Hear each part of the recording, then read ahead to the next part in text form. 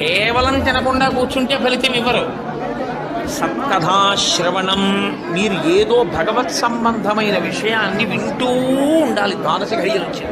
ఏకాదశి తిథి పరివ్యాప్తమై ఉన్నంతసేపు తినకుండా ఉండడం ఎంత ప్రధానమో, ద్వాదశి ఘడియలు రాగానే తినేయడం అంత ప్రధానం. ధర్మం మారిపోతుంది అంతే. అందుకే అన్ని రోజుల కన్నా చాలా తొందరగా చద్దన్నం వండుకున్నట్టుగా తెల్లవారుజామున లేచి వంట చేసుకుని తినేసేది ఎప్పుడో తెలిసి అంటే ద్వాదశి తినాడు తింటారు. ద్వాదశి పారణ మధ్యాహ్నం చేయకూడదు, ద్వాదశి తిథి ప్రవేశించగానే చెయ్యాలి.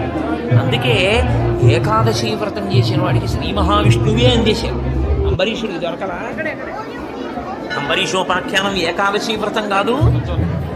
ద్వాదశి ఘడియలు రాగానే నేను పారణ చెయ్యాలంటే కదా, దుర్వాస మహర్షి రాకపోతే నీళ్లు చేసుకో, ఓన్లేవయా మధ్యాహ్నం ఉండదా, ద్వాదశి సాయంకాలం